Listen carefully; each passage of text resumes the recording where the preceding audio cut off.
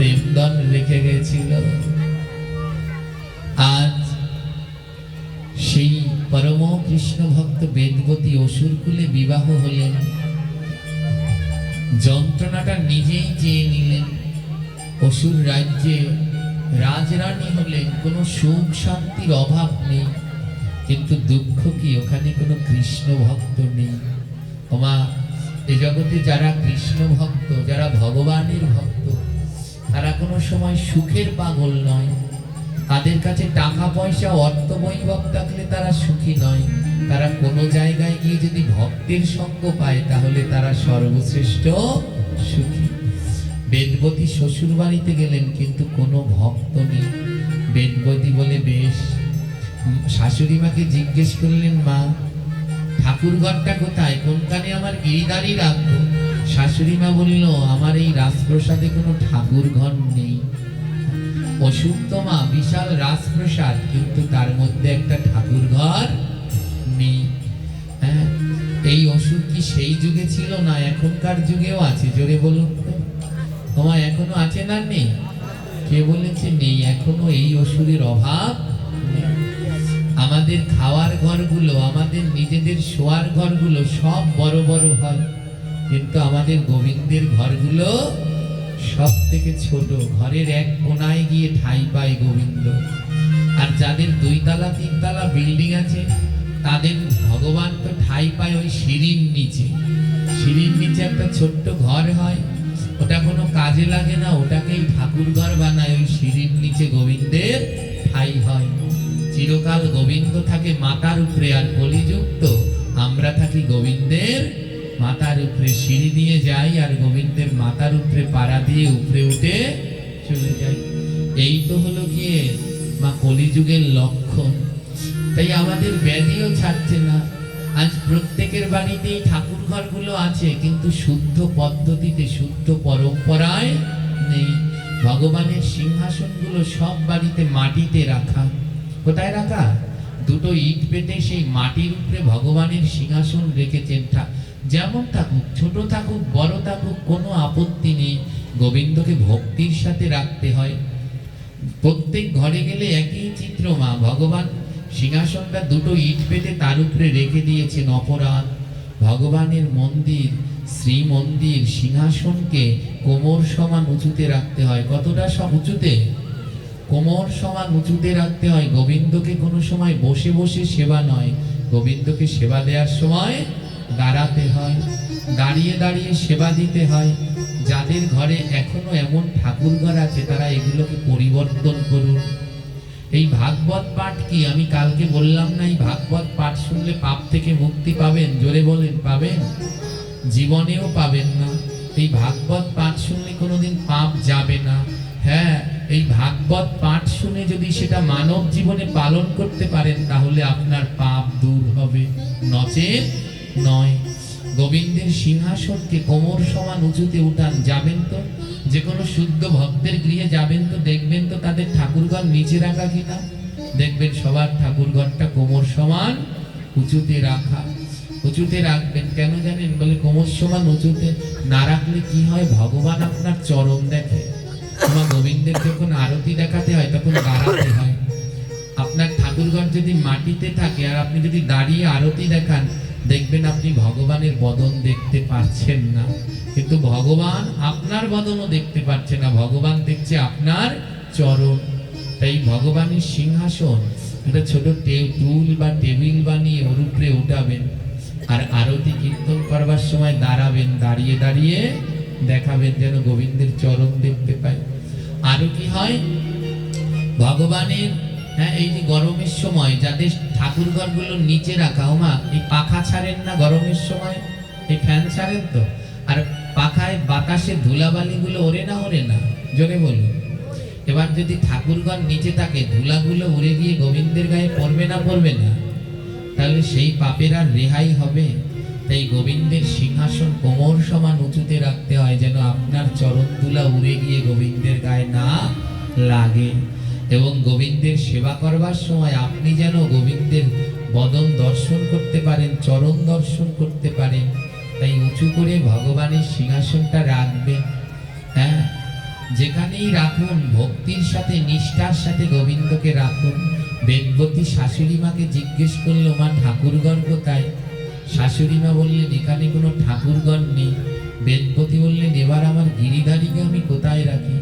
বেদবতী কি করলেন জানেন? নিজের ঘরেই কিছুটা জায়গা সুন্দর মতো সাজিয়ে ওখানে রাখলেন, কিন্তু মনের মধ্যে চিন্তা, এখানে তো রাখলাম, রাত্রবেলায় আমার গোবিন্দকে শয়ন দেব কোথায়? আমার যারা ভগবানকে ভালোবাসে তারা গোবিন্দের শয়নের কথাও চিন্তা করে। আমাদের অনেকের বাড়িতেই ঠাকুর আছে, সকালবেলা দাঁড়ায় আর সারা বছরই দাঁড়িয়ে থাকে, গোবিন্দকে আর শয়নও দেয় না। নিজেদের শয়নের জন্য খাট আছে, বালিশ আছে, ল্যাপ আছে, তোষক আছে, কিন্তু গোবিন্দের শয়নের জন্য ঘরের মধ্যে নেই। কেমন গোবিন্দকে ভালোবাসি, এর নাম ভালোবাসা মোটেই নয়। ভালোবাসা কাকে বলে? তোমার ভালোবাসার মানুষটা যাতে ভালো থাকে সেই ব্যবস্থা করার নামই হলো ভালোবাসা। যদি তুমি ভগবানকে ভালোবাসো, তোমার ভগবান কি করলে ভালো থাকবে সেই ব্যবস্থা করার নামই হলো ভালোবাসা। এই প্রত্যেকেরই উচিত গোবিন্দের মন্দিরের পাশে একটু ছোট করে শয়নের মন্দির, শয়ন খাটও রাখা, যেন গোবিন্দকে শয়নও দিতে পারেন। বেদবতী চিন্তায় পড়ে গেল, রাত্রবেলায় আমি আমার গোবিন্দকে কোথায় শয়ন দেব? এদিকে বাসর রাত, তার স্বামী চন্দ্রচূড় দৈত্য চলে এসেছে, আর এসে দেখে বেদবতী ওই ঘরের এক কোনায় ঠাকুর ভগবানকে পেটে ওখানে বসে ভজন করছে, নাম করছে। অসুর তো ভগবানকে সহ্য করতে পারে না, আর বেদবতী কাঁদছে, হে গোবিন্দ, বাসর ঘর সাজায় না ফুল দিয়ে? বেদবতী কাঁদছে, আহারে এই ফুল তোদের কত দুর্ভাগ্য, তোরা যদি আমার গোবিন্দের সেবায় লাগতি তোরা সব ধন্য হয়ে যেতি, কিন্তু তোরা গোবিন্দের সেবায় লাগতে বোধহয় পারবি না রে। ওখানে বসে কাঁদছে। অসুর এসে দেখছে বেদবতী তার ঠাকুরকে নিয়ে ভজন করছে, নাম করছে। চন্দ্রচূড় অসুরের মনের মধ্যে রাগ হয়ে গেল, ধ্যান আমি এ ঘরে থাকবই না। বাসর রাত্রে স্ত্রীকে ছেড়ে চলে গেলেন। আর বেদবতী বললেন, ভালোই হয়েছে, আমি এতক্ষণ ভেবেছিলাম আমার গিরিধারীকে কোথায় শয়ন দেব, এবার এই খাটেই শয়ন দিয়ে দেই। সেই ফুল দিয়ে সাজানো খাটে গিরিধারীকে শয়ন দিয়ে দিয়েছে, আর বেদবতী নিচে মাটিতে শুয়ে পড়েছে। ওমা, এই জগতে যে গোবিন্দের কথা ভাবে, গোবিন্দ তার কথা ভাবে। সকাল হয়ে গেছে, আর সকাল বেলা বেদবতী ঘুম ভেঙে ভগবানের নাম কীর্তন করছে। ভজ গৌরাঙ্গ লহ গৌরাঙ্গের নাম, রাম রাম হরে হরে হরে কৃষ্ণ হরে কৃষ্ণ। সবাই বলো,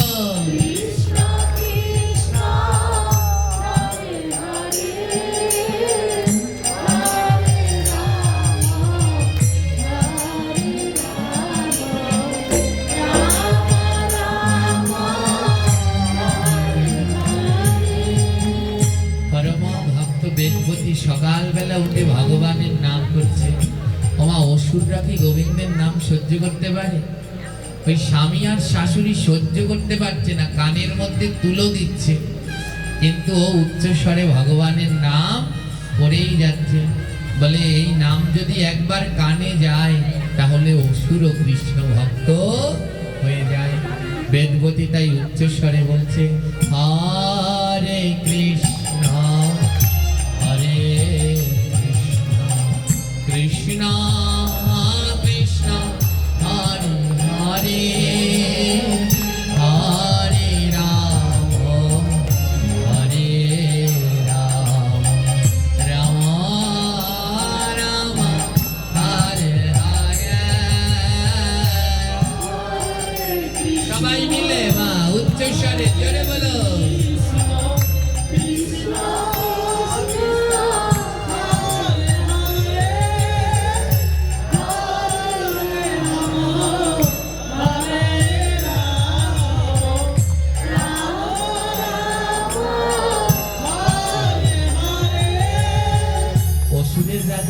কোনোদিন কৃষ্ণ আজ আশেপাশের ভক্তদের কানে যখন ওই নাম গেল, হ্যাঁ, তারা সবাই ওই জানালার ঢাকা দিয়ে উকি মেরে দেখছে। আর বেদবতী তো পরম শুদ্ধ কৃষ্ণ ভক্ত ছিলেন, আর তার ওই কণ্ঠে নাম শ্রবণ করে অসুরদের মনগুলো পবিত্র হয়ে গেল। আর সেই অসুররাও বেদবতীর সঙ্গে সঙ্গে প্রভুর দিব্য নাম করতে লাগলেন। হরে কৃষ্ণ হরে কৃষ্ণ কৃষ্ণ কৃষ্ণ রাম হরে রাম রাম রাম হরে হরে হরে সবাই মিলে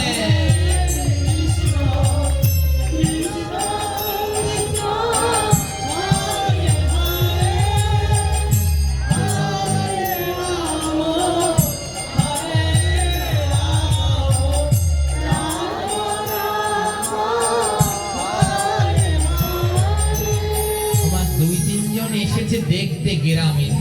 এবার দেখতে এসেছে, বেদবতী বলছে শোনো, তোমরা চুপ করে থেকো না, তোমরাও সবাই বদন ভরে বলো, এই নাম জগতের সবাইকে উদ্ধার করে। তোমরাও বলো হরে কৃষ্ণ হরে সবাই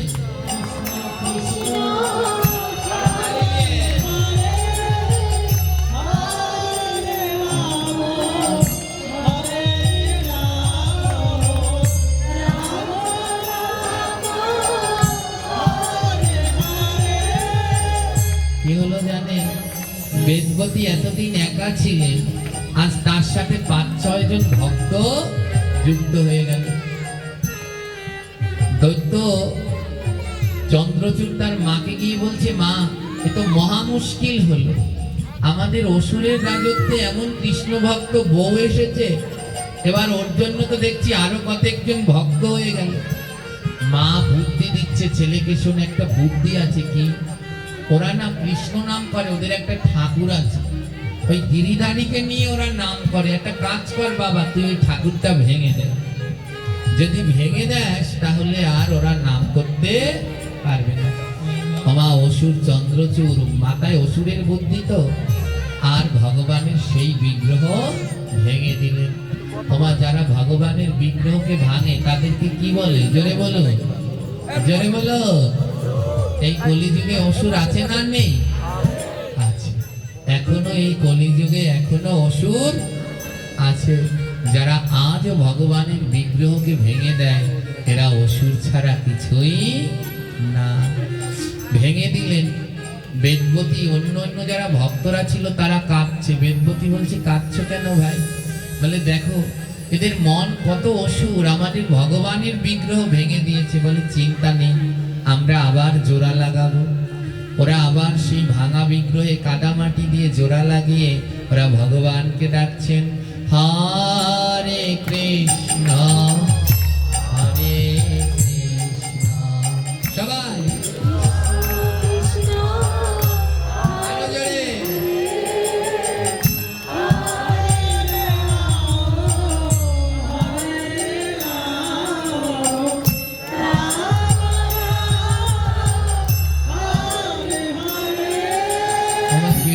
ভগবানের বিগ্রহ ভেঙে দিয়ে মনে করে যে দমিয়ে রাখা যাবে, আসলে কি দমিয়ে রাখা যায়? যায় না। হ্যাঁ, ছেলে মাকে গিয়ে বলছে, মা ওদের ঠাকুর তো ভেঙে দিয়েছে, কিন্তু তাও তো ওদের নাম বন্ধ হচ্ছে না। মা বলছে, তুই ভালো মতো ভাঙতে পারিস নি, আজ একটা হাতুড়ি নিয়ে যাবি, আজ বিগ্রহটাকে ভেঙে একেবারে গুঁড়ো গুঁড়ো করে দেবে। কি করলেন জানেন? অসুর তো যেই কথা সেই কাজ। একটা হাতুড়ি নিয়ে বিগ্রহটাকে ভেঙে একেবারে গুঁড়ো গুঁড়ো করে দিয়েছে, একেবারে গুঁড়ো করে দিয়েছে। ভক্তরা কাঁদছে। বেদবতী বলছে, কাঁদছো কেন? বলে কাঁদবো না, কি করব, দেখো আমাদের ভগবানের বিগ্রহকে ভেঙে ওরা কেমন গুঁড়ো গুঁড়ো করে দিয়েছে। হ্যাঁ, বেদবতী বলছে, ভালোই করেছে, তাতে কি হয়েছে? আগে আমাদের গোবিন্দ একটার মধ্যে ছিল, আর এখন ওরা গুঁড়ো গুঁড়ো করে দিয়েছে, তো এই প্রত্যেকটা কণার মধ্যে আমার গোবিন্দ বিরাজ। চলো, ভয় পেও না ভক্তগণ, আমরা এই গুঁড়োগুলোকে সম্মুখে রেখেই কৃষ্ণ নাম করব। আমার সেই ভগবান ভেঙে গুঁড়ো গুঁড়ো করে দিয়েছে, বলে এখানে লক্ষ লক্ষ ভগবান আছে, চলো এই গুঁড়োর মধ্যে বসেই আমরা কৃষ্ণ নাম করব। হরে কৃষ্ণ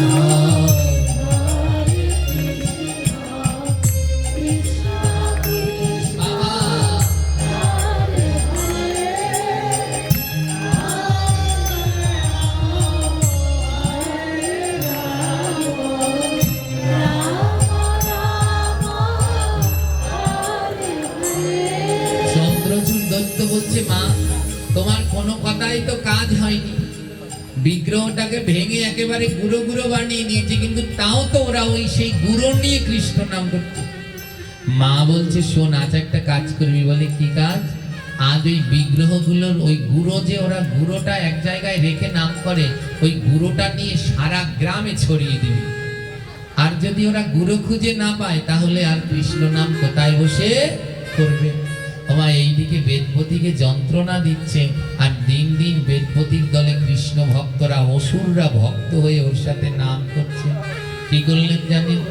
সেই অসুর তো সেই ভগবানকে ভেঙে গুঁড়ো গুঁড়ো করে সেই গুঁড়োগুলো সারা গ্রামে ছড়িয়ে দিয়েছে। ভক্তরা এসে বেদপতিকে বলছে, মা ভগবানের সেই ভাঙা গুঁড়োগুলো আর নেই, সারা গ্রামে ছড়িয়ে দিয়েছে। বেদপতি বলছে, ভালোই করেছে, ভালোই করেছি। এতদিন আমরা ঘরের মধ্যে বসে নাম করতাম, আমাদের ভগবানের সেই অঙ্গকান্তি গুঁড়োগুলো সারা গ্রামে ছড়িয়ে দিয়েছে।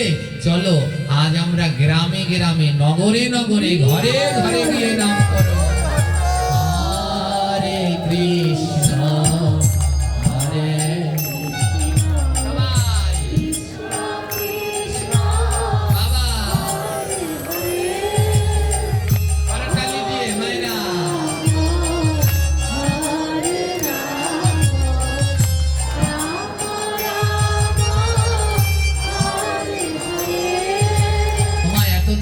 নাম করতো কোথায় বসে, আর এখন বেরিয়েছে কোথায়? বলে এখন আরো আমাদের দলে বেশি বেশি ভক্ত হবে।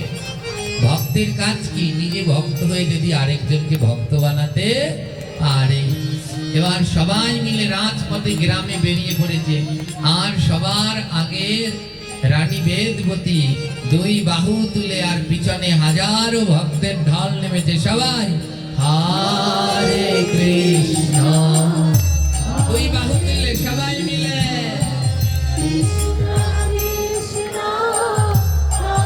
বাবা।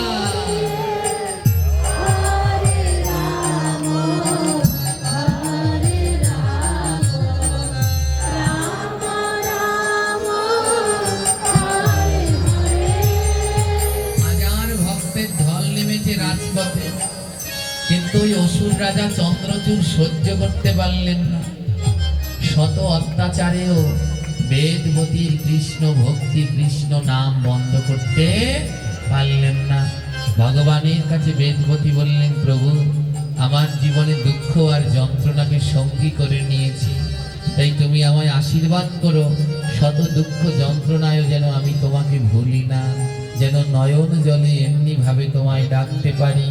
হরে কৃষ্ণ হরে কৃষ্ণ কৃষ্ণ কৃষ্ণ হরে হরে, হরে রাম হরে রাম, রাম রাম হরে হরে।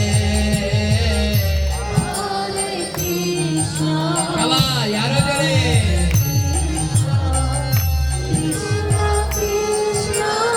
বাবা।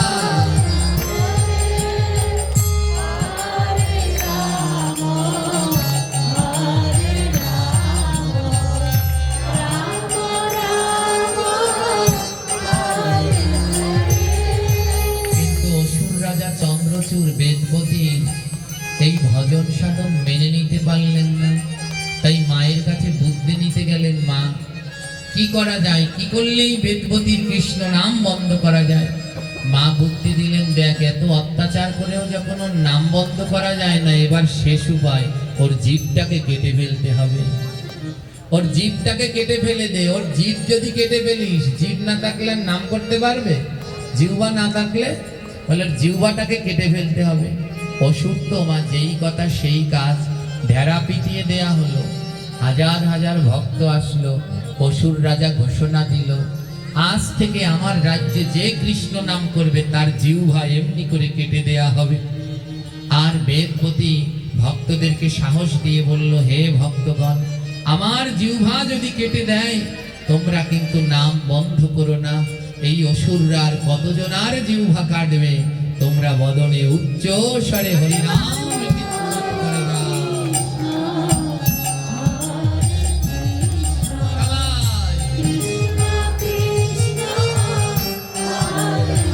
রাধে রাধে।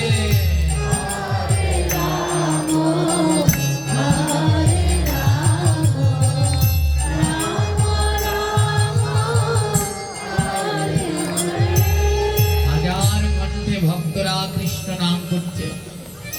আর দুষ্টু দৈত্য চন্দ্রচূড় বেদবতীর যে তোমায় এত নিষেধ করা সত্ত্বেও শুনলে না। বেদবতী বললে, আমার জিহ্বা কেটে দাও, কিন্তু তাও কৃষ্ণ নাম বদনে বন্ধ করব না। শাশুড়ি কুটুম্বিকা পিছন থেকে হাত দুটো ধরে রাখলেন। আর দৈত্য চন্দ্রচূড় ধারালো অস্ত্রের আঘাতে বেদবতীর জিহ্বাটাকে কেটে দিলেন। তোমার দেহের সব থেকে নরম জায়গা কোনটা? জিহ্বা। আর দেহের সব থেকে শক্ত জায়গা কোনটা? দাঁত। সব থেকে শক্ত হলো দাঁত, আর নরম হলো। এই দুইজনকে থাকতে দিলেন কোন জায়গায় ভগবান? এক জায়গায়। এর নামই ভজন। যদি ওই শক্তের মধ্যে থেকে নরম ভজন করতে পারে, ডেকে যেতে পারে, তাহলে তার ভজনই হলো সার্থক। তদ্রূপ এই শক্তের মধ্যে থেকে, এর বেশি আর বলতে পারবো না, এই শব্দের মধ্যে থেকে নরম হয়েও যদি আপনি কৃষ্ণ নাম চালিয়ে যেতে পারেন, শত অত্যাচারেও বন্ধ না করেন, তাহলে তার নামই ভজন। জিহ্বাটাকে কেটে দিলেন ওই দুষ্টু অসুররা, বেদবতীর জিহ্বাটাকে কেটে দিলেন। আর সেই জিহ্বায় আমার কি তীক্ষ্ণ যন্ত্রণা! সেই যন্ত্রণায়ও বেদবতী ভগবানকে ডাকছে, কিন্তু মুখ থেকে জিহ্বা থেকে দর দর করে রক্ত ঝরছে। ডাকছে ভগবানকে, জিহ্বা ডাকতে, তো জিহ্বা কেটে ফেললে তো আর ভগবান কথা বলা যায় না। উ উ জিহ্বাটা কেটে ফেলেছে, তো তাই যন্ত্রণায় উ উ করে শব্দ করছে, কাকড়াচ্ছে। আর উ উ করে শব্দ করে উচ্চ স্বরে ভগবানকে ডাকছে, প্রভু দাও, আরো যত যন্ত্রণা আছে দাও, কিন্তু তাও যেন তোমার নাম বন্ধ। কাটা জিহ্বায় উ উ করে উচ্চ স্বরে ভগবানকে ডাকছে। ভগবানের নাম আর এখন হচ্ছে না, জিহ্বাটা তো কেটে ফেলছে, শুধু উ উ করে শব্দই হচ্ছে, কিন্তু আর ভগবানের নাম হচ্ছে না। গোবিন্দ আর থাকতে পারলেন না, গোলকের হরি ভুলোকে নেমে আসলেন। বেদবতী, তোমার জিহ্বা কেটে নিল, তাও তুমি নাম বন্ধ করলে না। ধন্য বেদবতী, তোমার এই ভক্তি, তোমার এই ভক্তি জগতে কোনোদিন ম্লান হবে না। কাটা জিহ্বায় তুমি এমনি উ উ করে আমাকে ডাকছো, তোমার এত যন্ত্রণা তাও তুমি ডাকছো। বেদবতী, আমি কথা দিলাম, তোমার মতো কেউ যদি এমন উ উ করে আমায় ডাকে, আমি সঙ্গে সঙ্গে তার কাছে চলে আসব। কাটা জিহ্বায় বেদবতী যেই ধ্বনি ডাকিল,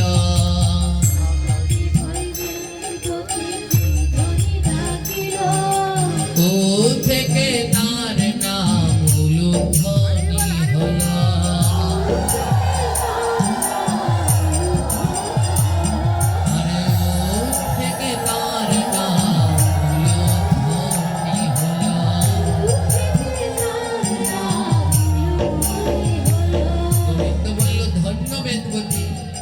তুমি নারী হয়েও আমাকে যেইভাবে ডাকলে, আর কাটা জিহ্বায় তুমি এমন উচ্চ স্বরে উ উ করে আমায় ডাকলে, তাই আজ থেকে এই ধ্বনির নাম হলো উলুধ্বনি। কোন নারী যদি এমনি করে উলুধ্বনি করে আমায় ডাকে, আমি ভুলোকে যে লোকে থাকি, গোলকে বৈকুণ্ঠে যেখানে থাকি, কেউ যদি উলুধ্বনি করে আমায় ডাকে, আর আমি থাকতে পারি না। উলুধ্বনি দেওয়ার সাথে সাথে আমি সেই স্থানে উপস্থিত। বেদবতী পরম ভক্ত শোনো ভক্তগণ, তার জিহ্বায় উলুধ্বনি হইল তখন রে, হইল তখন।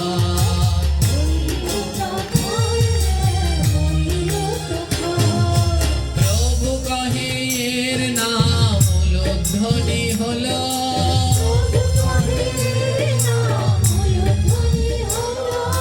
বদন ভরিয়া সবাই হরি হরি বলো রে, হরি হরি বলো।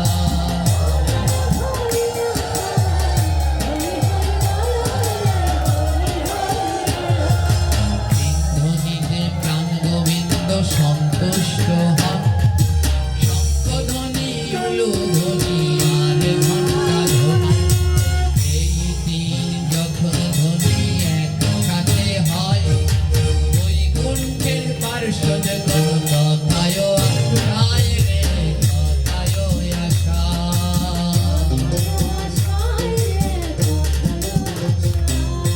ভগবান তিনটি ধ্বনিতে সন্তুষ্ট হন, শঙ্খধ্বনি, ঘণ্টাধ্বনি আর উলুধ্বনি।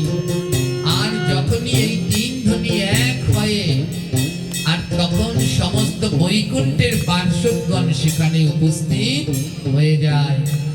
শঙ্খধ্বনির মধ্যে বিরাজ করেন পরম পবিত্র শুদ্ধ, হ্যাঁ, ওম ধ্বনি ব্রহ্মারূপ শঙ্খধ্বনিতে বিরাজ করে। ঘণ্টাধ্বনির মধ্যে শিব বিরাজ করেন, আর উলুধ্বনির ভিতরে ভগবান শ্রী হরি বিরাজ করেন। তাই শঙ্খ, ঘণ্টা, উলুধ্বনি এই তিন ধ্বনি দিলে ব্রহ্মা, বিষ্ণু, শিব সঙ্গে সঙ্গে এক জায়গায় সমবেত হয়ে যায়। হরি হরি বলো রে, হরি হরি বলো।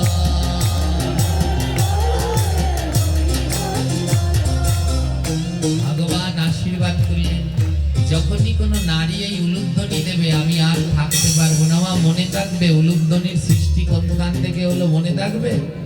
এই পরম কৃষ্ণ ভক্তি বেদবতী তার কাটা জিহ্বায় যে ধ্বনি করেছিলেন, পরবর্তীকালে তার নামই হলো উলুধ্বনি। আর ভগবান আশীর্বাদ করলেন, যদি কোনো নারী এই উলুধ্বনি দেয় আমি সঙ্গে সঙ্গে সেখানে চলে আসি। আজ আপনার বাড়িতে কোনো পুজো হলো, যাগযজ্ঞ হলো, ঠাকুর মশাই আসলেন, পুজো করতে বসলেন, কিন্তু তিনি পুজো শুরু করতে পারবেন না। ঠাকুর মশাই প্রথমেই বলবে একটু উলুধ্বনি দেন, না দিলে সেও পুজো শুরু করতে পারবে না। এই মঙ্গল ধ্বনি, তিনটি মঙ্গল ধ্বনি, শঙ্খ, ঘণ্টা আর উলু, এই তিন ধ্বনি না হলে কোনো সময় কোনো জপ, পূজা, অনুষ্ঠান, আচার আচরণ হয় না। তাই কোনো নারী যদি বদন পেয়ে উলুধ্বনি না দেয়, এরা পরের জন্মে ব্যাঙ হয়ে যায়। কি হয়ে যায়? ব্যাঙ। গোবিন্দ যেমন আপনাদের ক্ষমতা দিয়েছেন, আবার অভিশাপও দিয়েছেন। কেউ যদি উলুধ্বনি কানে শুনে 8 থেকে 80 বছর উলুধ্বনি কানে শুনে যদি উলুধ্বনি না দেয়, তাহলে তারা পরবর্তী জন্মে কি হয়ে যায়? ব্যাঙ। 7 জন্ম ধরে ব্যাঙ হয়। ওমা, এই উলুধ্বনির প্রচলন আজ নয়, আজও যারা আরবে, সৌদি আরবে গিয়েছেন, ওখানে অন্য ধর্মের বাস, কিন্তু এখনো সেখানে উলুধ্বনি দেয়া হয়। যারা গিয়েছেন তারা জানেন, যে কোনো শুভ কাজে, বিবাহে এখনো সৌদি আরবে সেই মুসলমানরা এখনো উলুধ্বনি দেয়। হ্যাঁ, এই জগতে এই উলুধ্বনি পরম পবিত্র শুদ্ধ মঙ্গল ধ্বনি। এই ধ্বনি যেই পর্যন্ত যায় সেই পর্যন্ত সমস্ত অশুভ জরা চরা সব বিদায় নেয়। হ্যাঁ, তাই উলুধ্বনি কানে শুনে যারা নাহি দেয়,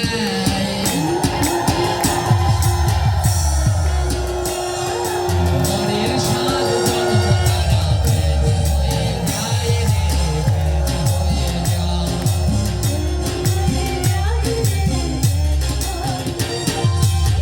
যারা উলুধ্বনি কানে শুনে উলুধ্বনি দেয় না, এরা পরের 7 জন্ম কি হয়?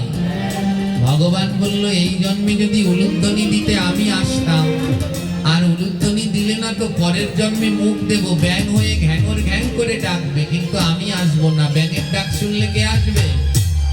সাপ চলে আসবে, আর সাপ এসে তোমায় গিলে খেয়ে নেবে। তোমা আজ আমাদের বর্তমান সময়ে আমাদের বোনেদের বড় দুরবস্থা। মনে রাখবেন, উলুধ্বনি, লক্ষ্মীর পাঁচালি পড়া, আলপনা, এগুলো আমাদের ধর্মের সংস্কৃতি। এগুলো যে ধর্মের সংস্কৃতি নষ্ট হয়ে যাবে, সে ধর্ম ধ্বংস হতে বেশি সময় লাগবে না। আজ আমাদের বোনেরা উলুধ্বনি দিতে পারে না। পাঁচালি দিলে পরে পাঁচালি পেপারের মতো, হাতে নিয়ে পেপারের মতো পাঁচালি পড়ে। কেন হাসছো? তুমিও এতক্ষণ দেওনি। হ্যাঁ, দেখতে পেয়েছি আমি। তো আজ আমাদের বড় দুরবস্থা। যদি বাঁচাতে চান তাহলে নিজেরা ভালো হোক। মাটি ভালো না হলে কোনোদিন ফসল ভালো হয় না, হয় কি? জোরে বলুন, হয়? আর মাটি ভালো না হলে কোনোদিন সন্তানটিও ভালো হয় না। মাটি ভালো না হলে যেমন ফসল ভালো হয় না, আবার মাটি ভালো না হলে সন্তানটিও ভালো হয় না। তাই সন্তানটিকে ভালো করতে হলে আগে মাটিকে ভালো হতে হবে। তাই আপনার মেয়েকে, আপনার ছেলেকে যদি ভালো রাখতে চান, প্রতিদিন সকালবেলা ঘুম থেকে উঠে ওদের হাতে গীতা তুলে দিন। চায়ের কাপ নয়, নাও, আগে গীতা পাঠ করো। যদি বাঁচাতে চান আর বাঁচতে চান, তাহলে সময় থাকতে সকালে উঠে প্রত্যেকে গীতা পাঠ করুন। এমন দুর্লভ ধর্মে জন্মগ্রহণ করলেন, কিন্তু এই ধর্মের মাহাত্ম্য বুঝতে পারলেন না। যদি বাঁচাতে চান, আমাদের ধর্মের সেই ছোটবেলা থেকে শিক্ষণীয় জিনিসগুলো বাচ্চাদের ছোটবেলা থেকেই শিখান। হ্যাঁ, ওমা প্রণাম করবে কি? আর ছোট ছোট বাচ্চারা সাধুদের দেখলে ভয় পায়। কেন ভয় পায়? এই ভয় পাওয়ার কারণ কি? ওদের তো কোনো দোষ না, দোষ আমাদের মায়েদের। ওনারা যখন ওই বাচ্চাদেরকে খাবার খাওয়ায় তখন ভয় দেখায়, যদি খাবার না খাওয়া সাধুর সাথে দিয়ে দেব। ওই বাচ্চার মনের মধ্যে তখনই ভয় ঢুকে যায়, সাধু জানি কোন রাক্ষস। আর তো দেখলে তো ভয় পাবেই পাবে। আর আমাদের পার্শ্ববর্তী ধর্মে তারা শিখায় যে মাথায় টুপি দেখলে, দাড়ি দেখলে অবশ্যই তাদের সালাম দিও। আর আমাদের ধর্মে দেখায় ভয়, একটু কিছু হলেই, কিছু না করলে, না বললে সাধুর সাথে দিয়ে দেব, দেখবি কেমন লাগে। এরা কি করবে? ছোট ছোট বাচ্চাদেরকে নিয়ে এই যে আসলে পরে বাচ্চাদের গুলোকে ঠেলে, এই নে গোসাই রে প্রণাম দে, গোসাই রে। বাচ্চাটাকে ঠেলে, উনি দাঁড়িয়ে আছে। আরে প্রণাম তো ও তখনই দেবে যখন তোমাকে প্রণাম করতে দেখবে। তাই ওকে না ঠেলে তুমি প্রণাম দাও, দেখবে তোমার দেখা দেখি ও প্রণাম দেবে। ওকে ঠেলছে কিন্তু নিজে প্রণাম করছে না। তাই ঠিক হই আমরা, আর সংশোধন হলে সম্ভব। আজ তাই আমাদের ধর্ম থেকে দিন দিন আমাদের এই কৃষ্টি কালচারগুলো হারিয়ে যাচ্ছে, আর যে কারণে আমরাও বিলুপ্তির পথে গিয়ে দাঁড়াচ্ছি। তাই মায়েদের কাছে অনুরোধ, আমাদের বোনদেরকে উলুধ্বনি দেয়াতে শিখান, যেন এগুলো তারা ভুলে না যায়। লক্ষ্মীর পাঁচালি পড়তে শিখান, ওর ভিতরে কোনো খারাপ কিছু নেই। সমস্ত শাস্ত্রের নিয়ম কানুন সুষ্ঠুভাবেই লেখা আছে, এগুলো একটু শিক্ষা গ্রহণ করান, যাতে সামনের দিকে আগাতে পারে। প্রতিদিন সকালবেলা গীতা পাঠ করান। এমন ভাবে কঠিন হন সন্তানদের উপরে, আগে সকালবেলা স্নান করে গীতা পাঠ করো, নইলে কোনো খাবার দেব না। মনে রাখবেন, মাটি নরম থাকতে যেমন করবেন তেমন হবে। আর মাটি যদি শুকিয়ে পুড়ে যায়, তাহলে চেষ্টা করলেও আর তা দিয়ে কিছু করা যায় না। ওই মাটি দিয়ে কিছু তৈরি করতে গেলে তখন ছিটে মাথা ফেটে যাবে। তাই ছোটবেলা থেকে সন্তানদেরকে একটু করে অন্তত, আর কিছু করুন আর না করুন, একটু গীতা পাঠ করা। যে আর কিছু করো আর না করো, পড়তে তো যেন গীতার একটা শ্লোক হলেও পাঠ করো। স্নান করে একটু ঠাকুর ঘরে যাও, গোবিন্দের চরণে একটা তুলসী দাও, তোমার এই মানব জীবন ধন্য হবে। জয় নিতাই। এই পরম কৃষ্ণ ভক্ত বেদপথির থেকে জগতে সৃষ্টি হলো উলুধ্বনি। তাই উলুধ্বনি যদি পুরুষ লোকে করে, সমস্ত কিছু ছাড় হয় এ সংসারে রে, সংসারে।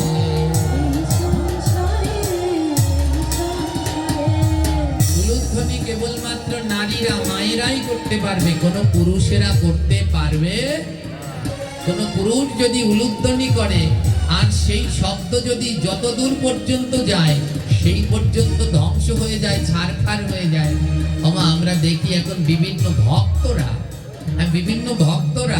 জানি না তারা কি জানে না নাকি পুরুষ হয়েও ভক্ত হয়েও তারা দেখছি বিভিন্ন জায়গায় উলুধ্বনি করছে, মেয়েদের মতো আচরণ করে তারা নিজেরাই উলুধ্বনি দিচ্ছে, কিন্তু এটা অপরাধ, হতে ধ্বংস হয়ে যায়। তাই পুরুষদের কোনো সময় উলুধ্বনি দিতে নাই, পুরুষদের জয়ধ্বনি আর নারীদের উলুধ্বনি। এইভাবে জগতে উলুধ্বনি হলো, বদন ভরিয়া সবাই রাধে রাধে বলার